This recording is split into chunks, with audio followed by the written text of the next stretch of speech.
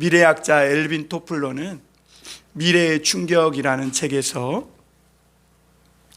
이 미래 시대에 가장 두드러지게 나타날 특징 중에 하나는 가정이라는 개념이 붕괴된다는 것입니다. 그래서 미래에 가장 각광받는 직업이 무엇냐? 자식을 아기를 사고 파는 직업이라는 거죠. 그런데 이러한 현상이 오늘날 조금씩 나타나고 있습니다. 혼자 사는 가정이 많아졌고, 그리고 우리나라 사람은 아니지만 얼마 전에 결혼을 하지 않은 한 유명한 탤런트가 아이를 이렇게 갖게 되는, 그래서 사회적으로 큰 파장을 일으키는 그런 문제들도 있었음을 보게 됩니다. 그런데 여러분, 이런 일들이 이 엘빈 토플러가 이런 책을 짓기 전에 이미 사도 바울은 이 말세 때의 일을 예언하고 있었습니다. 요즘 모든 세대가 모든 일을 편리와 실리 위주로 살아갑니다. 그런데 이러한 편리와 실리를 따라서 살아가는 이 세대가 맞이할 끔찍한 이 결과가 무엇이냐, 그것을 여러 미래를 예견하는 사람들은 책을 통해서, 그리고 또 무엇보다 성경이 오늘 우리에게 말씀해주고 있다는 것입니다. 중국 속담에 보면 이런 속담이 있다고 합니다. 비둘기에게도 삼지의 예가 있고 까마귀에게도 반포의 효가 있다, 이런 속담이 있다 그래요. 이 속담의 의미가 뭐냐면, 비둘기는 나뭇가지 앉을 때에 부모에게 예를 표해서 3단계 아래의 가지에 앉아서 예를 표한다는 겁니다. 그런데 사실 중국 속담뿐만이 아니라 동서고금을 막론하고 우리 온 인류에게 공통적인 진리가 있다면 부모를 공경하는 것입니다. 그것이 인간의 마땅한 도리다, 성경은 가르쳐주고 있어요. 그런데 우리 사람들에게 잘못 인식된 것이 뭐냐면, 이 기독교는 마치 부모 공경을 하지 않는 그런 불효의 종교처럼 여겨지고 있다는 겁니다. 교회에 다니면 부모도 버리고 또 남편도 자식도 버리고 마치 교회에만 이렇게 막 다녀야 되는 것처럼 이렇게 생각하는데, 그것은 잘못된 겁니다. 성경은 구약에서나 신약에서나 여러 번 내 부모를 공경하라 가르쳐주고 있고, 이 부모 공경을 어디까지 연결시켜서 말하고 있냐면 하나님의 구속의 은총까지 연결시켜서 말씀하고 있다는 겁니다. 무슨 말이냐면, 에베소 6장 1절에서 3절에 보면 성령 충만함을 펼쳐야 할 그 현장이 바로 가정이고, 에베소 6장 1절에서 3절 말씀을 교동문에서도 봤지만, 여기서 1절에 이것이 옳다, 이 말은 이것이 옳고 그름, 맞다 틀리다 이 얘기를 하는 게 아니라, 여기서 옳은이라는 하나님께서 처음 인간을 창조하셨을 때의 본래 모습이다, 그 말을 하고 있는 거예요. 그러니까 여러분, 하와가 하나님 아버지께 불순종함으로 말미암아 온 인류의 죄가 들어왔어요. 그렇죠? 그런데 예수 그리스도는 십자가에서 하나님 아버지께 죽기까지 복종하심으로 온 인류의 죄를 담당하신 거예요.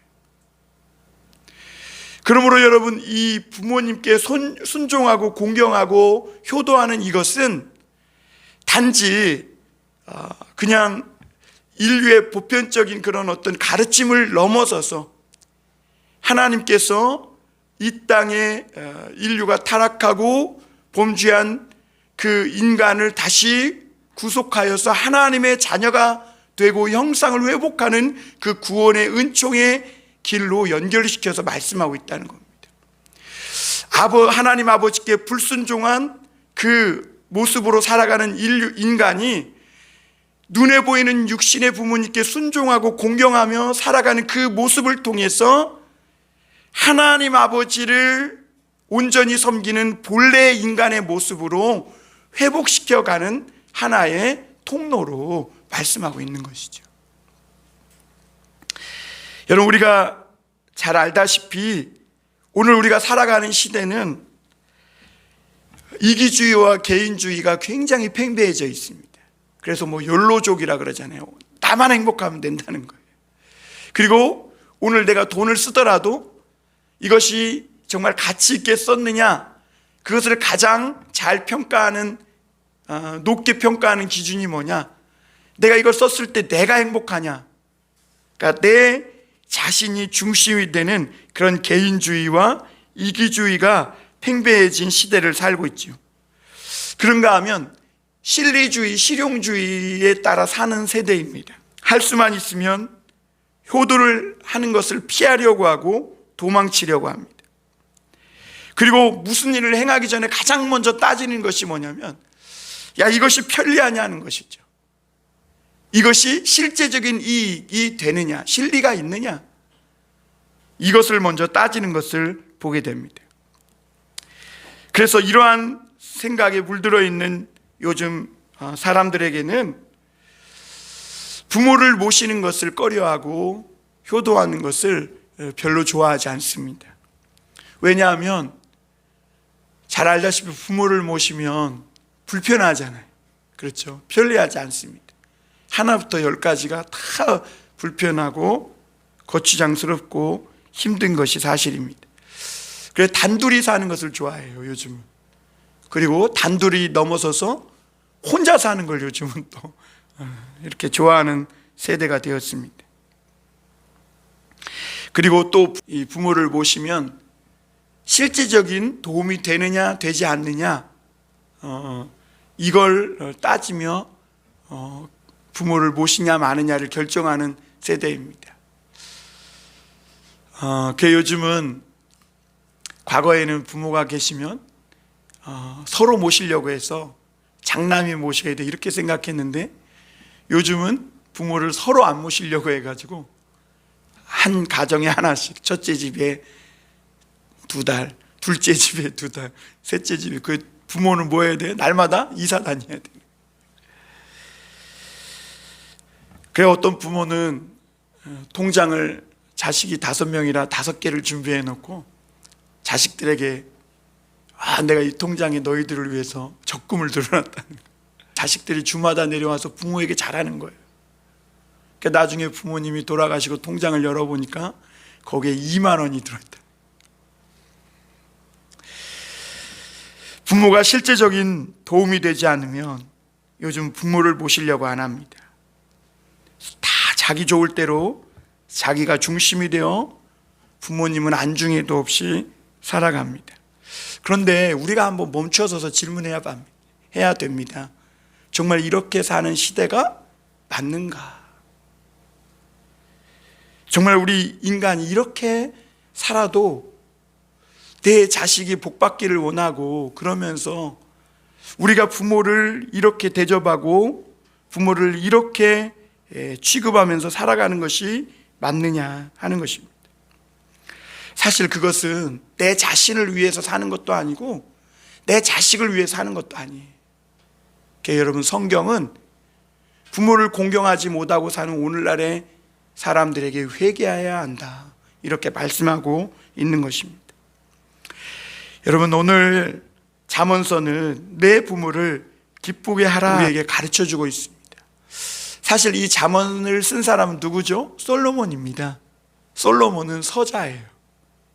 그렇지 않습니까? 서자죠. 그 다윗이 밧세바를 이렇게 간통해 가지고 낳은 아이가 솔로몬이에요. 이 솔로몬은 많은 눈치를 보며 자랐을 거예요. 보이지 않게 정부모에게 태어난 그 자식들 사이에서 힘들고 어려웠을 거죠. 그런데 결국에 왕위는 누구에게 돌아갑니까? 솔로몬에게 돌아가요.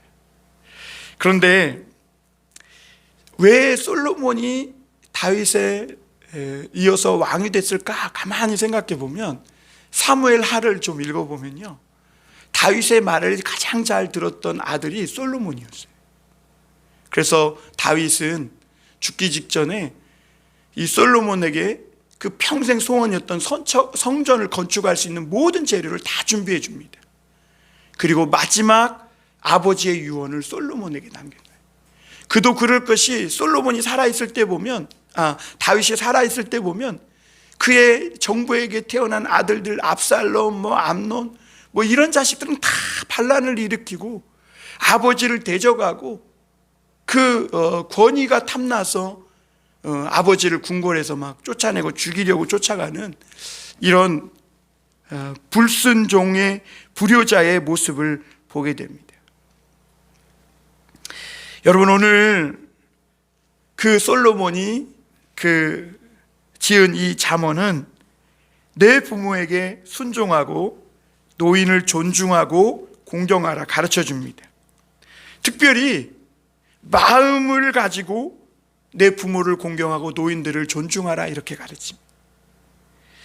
몸만 와 있는 게 아니라 마음도 같이 와야 된다는 것이죠.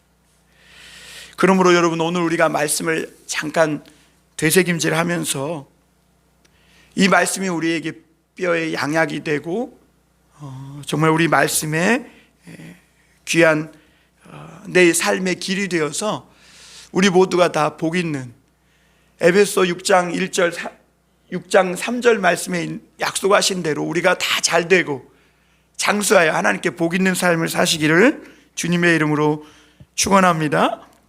우리가 부모님을 기쁘시게 하기 위해서 첫 번째로 부모에게 순종해야 합니다. 우리는 이 말씀이 너무나 잘 알고 있지만, 그리고 식상하다고 또 진부하다고 생각하지만 실제 우리 삶에 있어서는 부모에게 잘 순종하지 않습니다. 왜 그러냐면 우리는 불순종의 아들로 태어났고 모든 인간은 범죄하고 있기 때문에 그래요. 그러므로 여러분, 우리가 부모를 순종하기 위해서는 예수 그리스도를 믿고 살아계신 하나님의 아버지를 잘 섬길 때, 그때 우리는 부모에게 순종할 수 있는 마음도 하나님이 주시고 순종할 수 있는 능력도 얻게 됩니다. 오늘 22절에 보면 이렇게 말씀합니다. 너를 낳은 아비에게 청종하고 내 늙은 어미를 경히 여기지 말지니라. 여러분, 아까도 말씀드렸지만 에베소 5장 18절에 보면 술 취하지 말라, 이는 방탕한 것이니 오직 성령의 충만함을 받으라 그랬어요. 그리스도인은 시와 찬미와 신령한 노래로 하나님을 찬송하고 이렇게 말합니다. 성령 충만함을 받아야 된다는 것입니다. 그래야 하나님을 잘 섬긴다는 것이죠. 그리고 나서 나오는 말씀이 뭐냐면 가정에 대한 말씀이에요.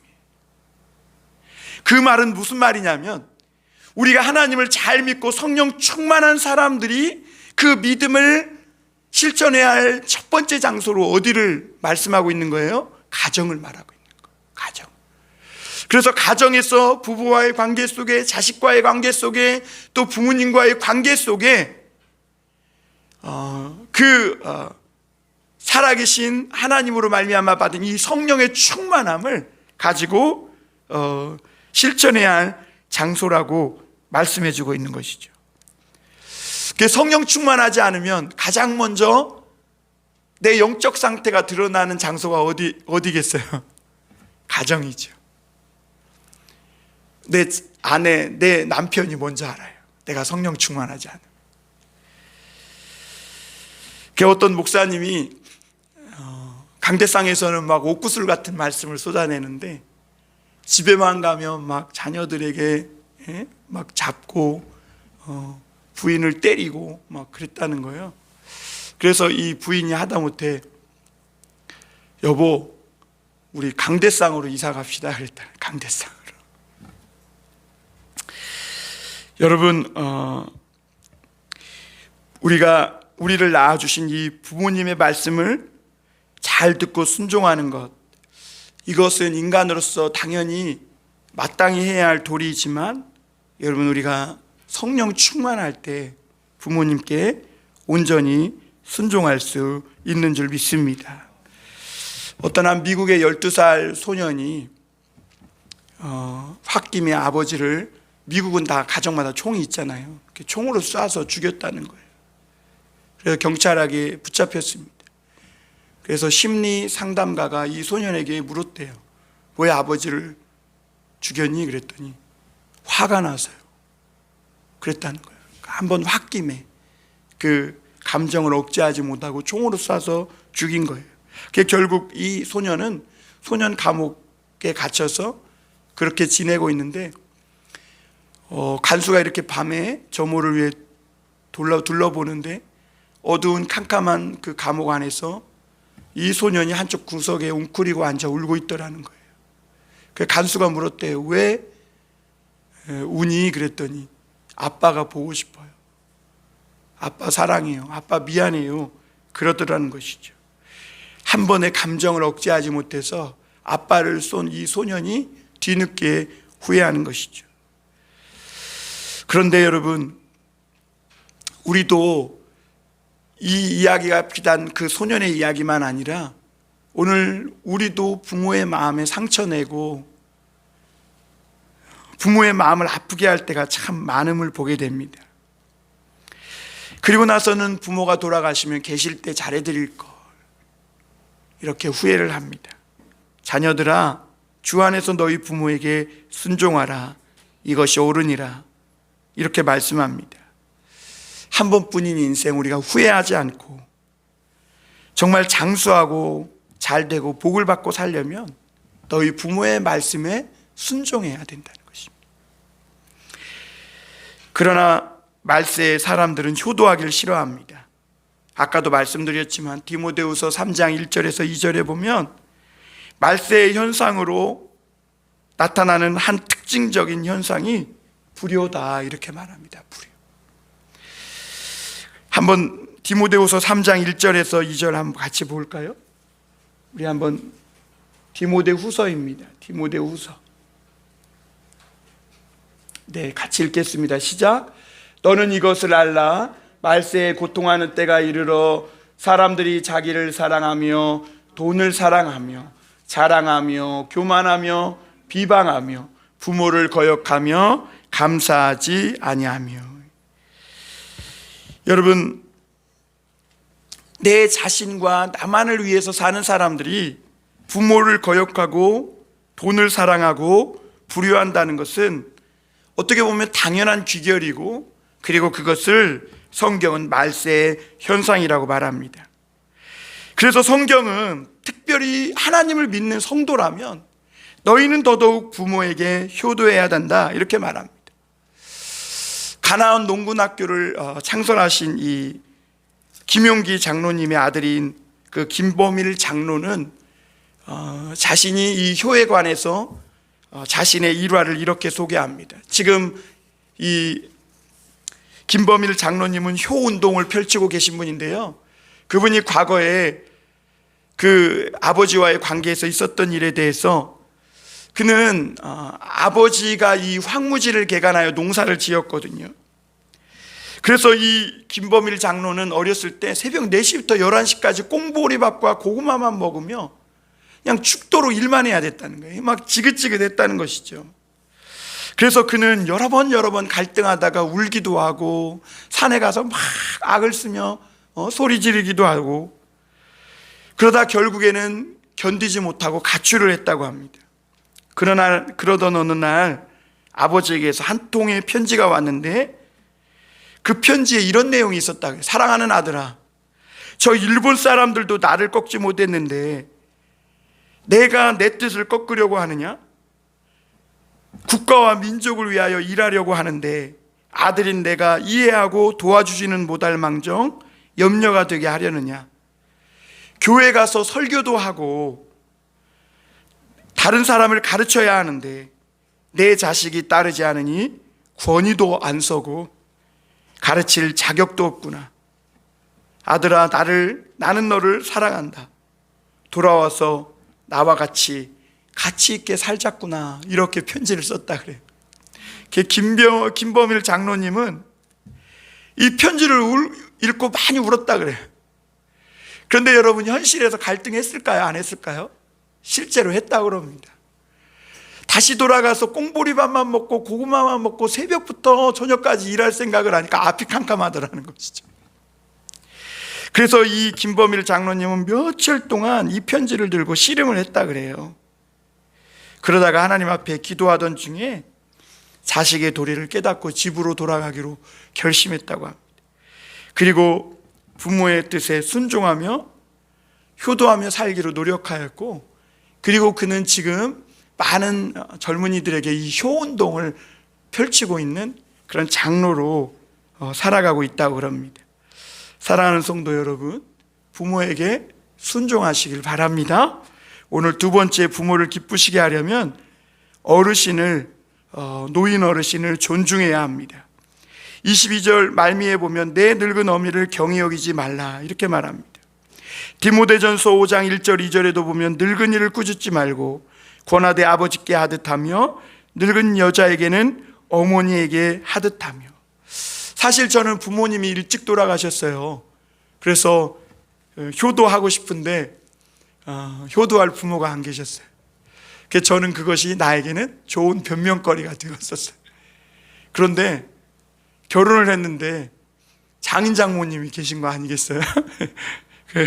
70이 지금 넘으셨는데 그 장인 장모님이 이제 내 아버지고 어머니다, 그런 생각이 이렇게 한 살 두 살 먹어갈수록 많이 들어요.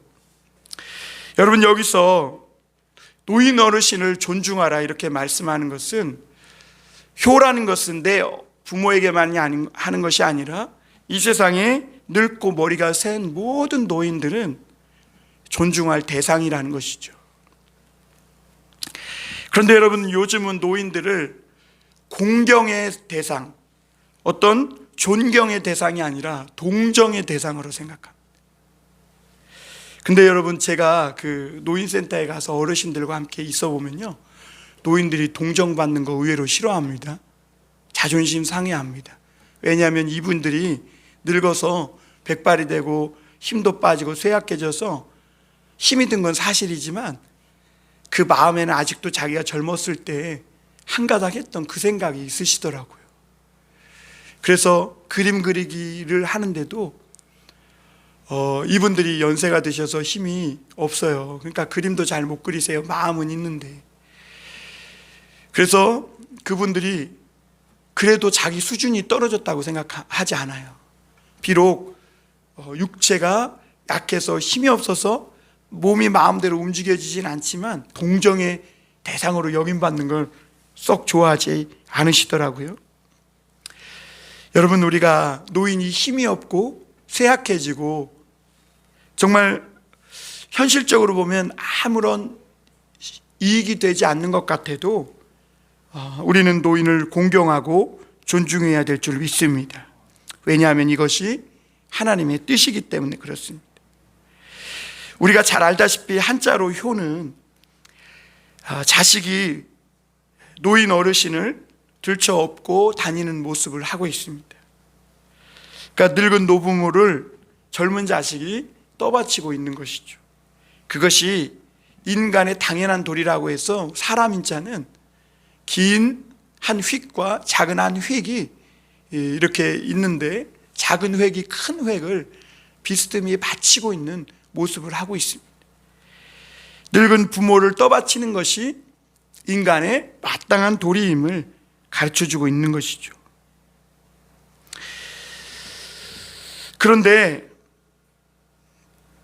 키워놓으니까 자식들은 다 자기가 혼자 스스로 큰 줄 알고 잘난 척하고 부모를 업신여깁니다. 그런 자녀들이 있다면 빨리 회개해야 합니다. 왜냐하면 잠언 30장 17절에 보면 이렇게 말합니다. 아비를 조롱하며 어미 순종하기를 싫어하는 자의 눈은 골짜기의 까마귀에게 쪼이고. 그러니까 아비에 대한 마음이 존경심이 없고 순종하기를 싫어하면 골짜기의 까마귀에게 눈이 쪼인다는 거예요. 그리고 독수리 새끼에게 먹히리라. 먹혀도 독수리 새끼에게 먹힌다. 여러분, 우리가 노인 어르신을 존중하는 마음이 없이 세상을 살아가면요, 나도 모르는 사이에 세상에는 얼마나 독수리와 까마귀가 얼마나 많은지 몰라요. 그러니까 자기도 모르는 사이에 그런 들짐승들에게 먹혀버리는 그런 신세가 되는 것입니다. 그래서 출애굽기 21장 15절에 보면 애굽에서 탈출하여 나온 이스라엘 백성들에게 하나님이 십계명을 주시는데요, 그 10계명 안에 5계명, 사람에게 주시는 첫 번째 계명이 내 부모를 공경하라예요. 그게 5계명이거든요. 그러니까 1계명부터 4계명까지는 하나님을 어떻게 섬길 것인가에 대해서 말씀하고 있는데요, 5계명부터 마지막 10계명까지 6가지 계명은 사람들 사이에서 살아가야 할 삶의 자세를 가르치고 있는데, 그 계명 중에 첫 번째가 뭐냐? 내 부모를 공경하라. 그러니까 연로하신 노인들을 존중하라는 것이죠. 그래서 21장 출애굽기 21장 15절에도 보면 자기 아버지나 어머니를 치는 자는 반드시 죽일지니라.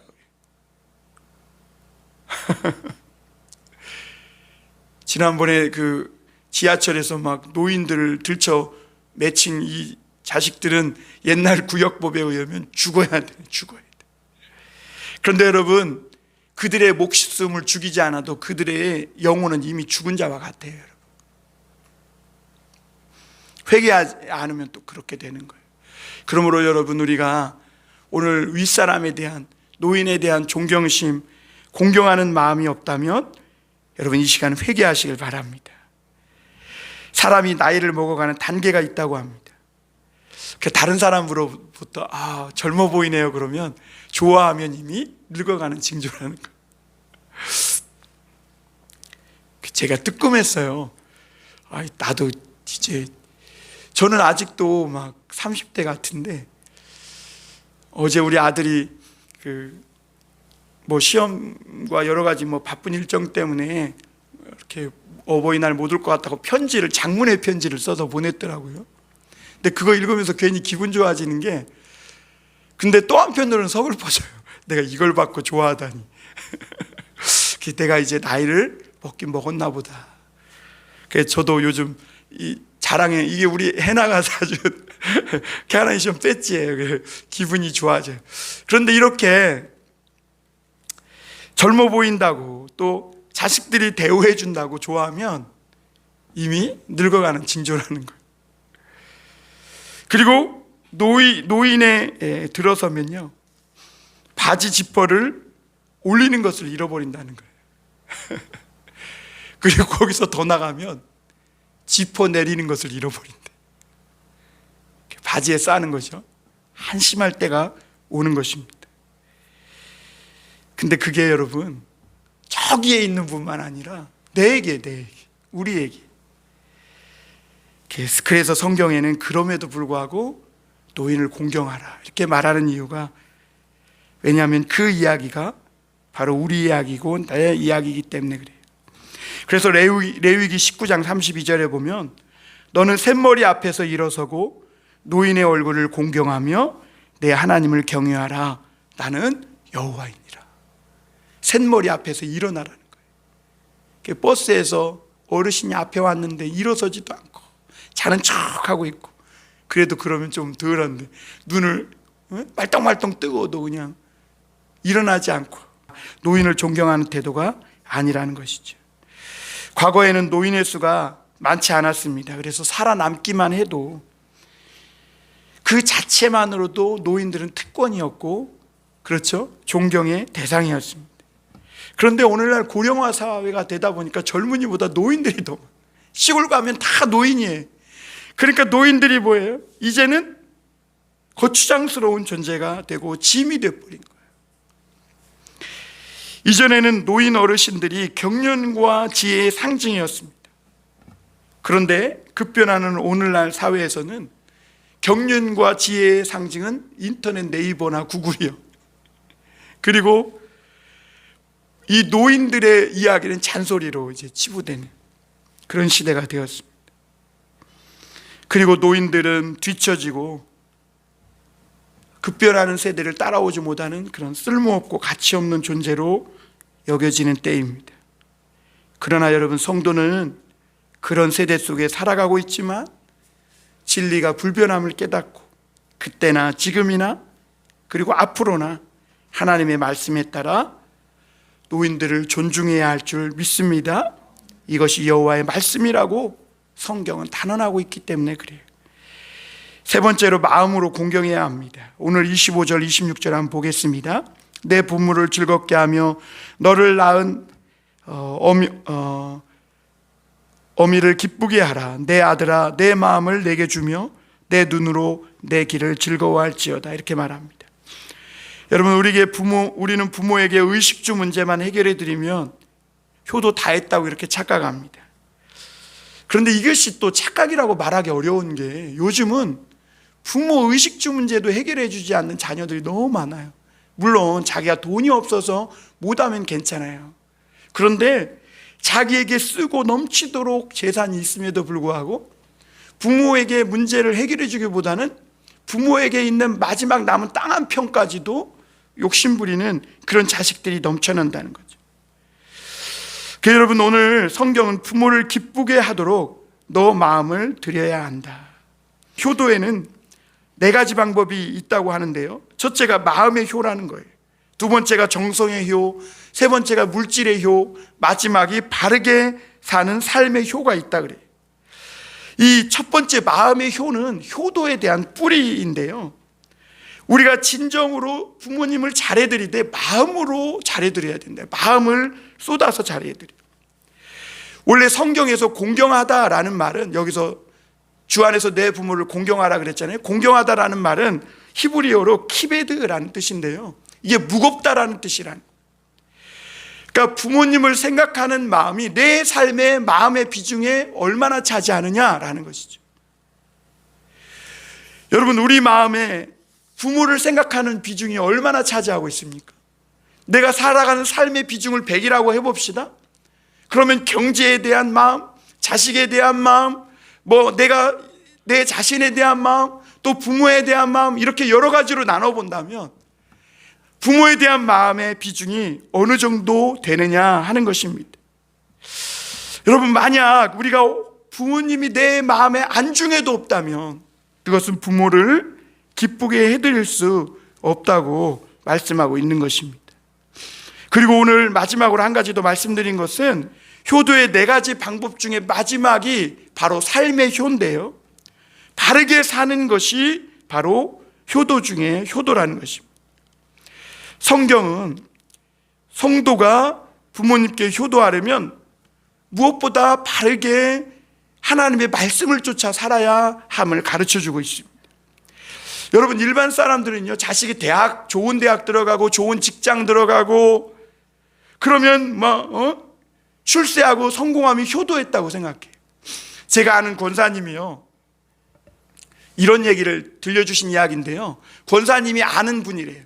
그분은 그 노인센터나 이런 데 가면 막 입에 침이 마르도록 막 자식 자랑을 했다는 거예요. 자기 자식이 이번에 청와대를 들어갔다고, 무슨 사무행정관이가 뭘 맡게 됐다고 막 침이 마르게, 그러면서 몇 급 공무원이 됐다고 침이 마르게 자랑을 하더라는 거예요.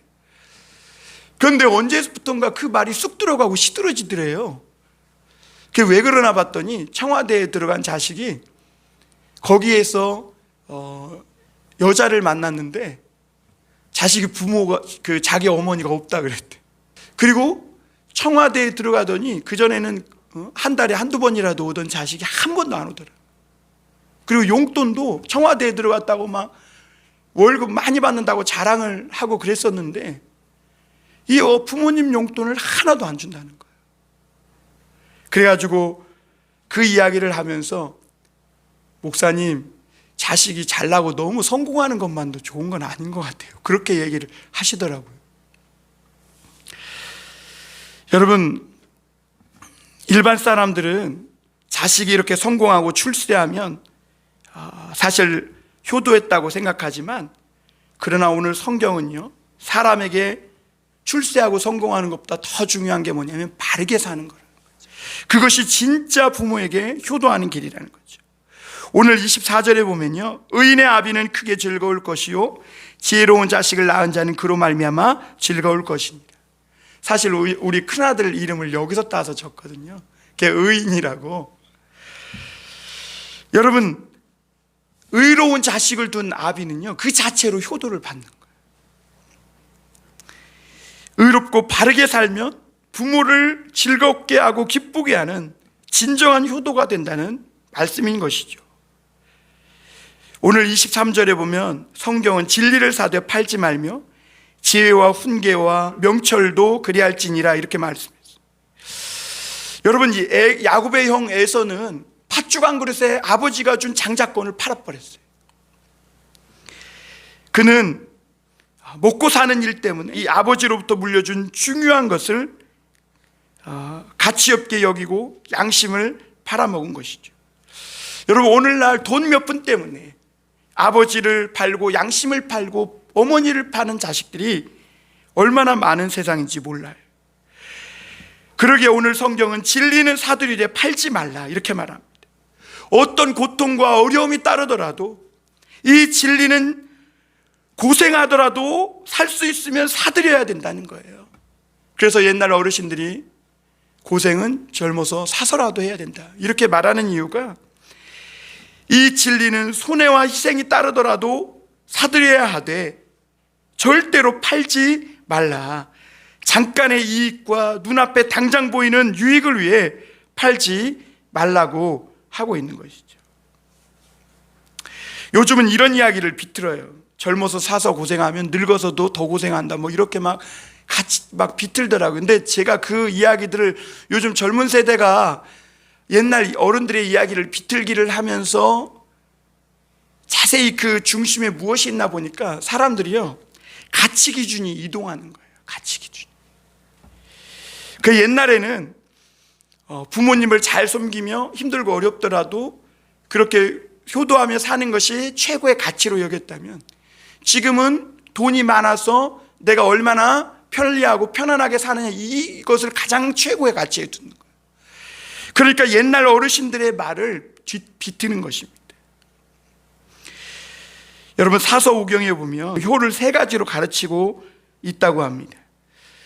첫째로는 소요, 둘째는 중요, 대요, 그런데요, 첫째가 부모의 사랑을 생각하며 힘든 줄 모르고 부모를 잘 봉양하는 것, 이것이 소요래요. 중요는 그 부모의 사랑을 받고 세상에 나가 사회에서 사회를 위해 봉사하는 것, 이게 중요랍니다. 대요는 뭐냐면 널리 국민에게 또 많은 대중들을 위해 은혜와 혜택을 베풀고 즐겁게 만드는 것, 이것이 대요라고 가르치고 있다는 것이죠.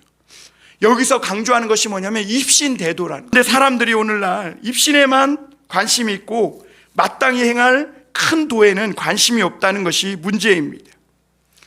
하나님의 말씀처럼 진리를 따라 바르게 사는 것이 가장 큰 효도라는 것입니다. 결론으로 말씀드리면 부모에게 효도하고 어르신을 공경하는 것은 오늘 하나님을 믿는 성도들에게 가장 먼저 하나님이 요청하고 가르치는 가르침이라는 것을 기억하실 수 있기를 바랍니다. 성도가 해야 할 마땅한 하나님의 뜻입니다. 그래서 효도는 하나님께서 우리에게 뭐라고 말씀하시냐면 내 아버지와 어머니를 공경하라, 이것이 약속 있는 첫 계명이니 이는 내가 잘 되고 땅에서 장수하리라. 여러분, 제가 청년 사역할 때 전도사님은 우리 아버지 어머니를 겪어보지 못해서 그래. 한 일주일만 살면 전도사님도 우리 부모 공경하지 못할걸요? 그렇게 말하는 친구들이 많이 있었습니다. 그런데 여러분, 우리가 알아야 할 것은, 우리가 부모를 공경해야 할 것은 부모의 인격, 그 퍼스널리티 때문에 공경해야 하는 것이 아니라 부모라는 그 위치, 포지션, 나를 낳아주고 길러준, 그래서 내가 그 부모로 말미암아 이 땅에 왔다는 그 위치 하나 때문에라도 우리는 충분히 공경해야 할 이유가 있다는 것이죠. 사랑하는 우리 모든 성도님들이 세상에 살아가는 동안 잘 되고 장수하며 하나님께 축복받는 그 순종의 삶을 자식 대대로 이어가는 모든 성도님들의 가정 되시기를 주님의 이름으로 축원합니다.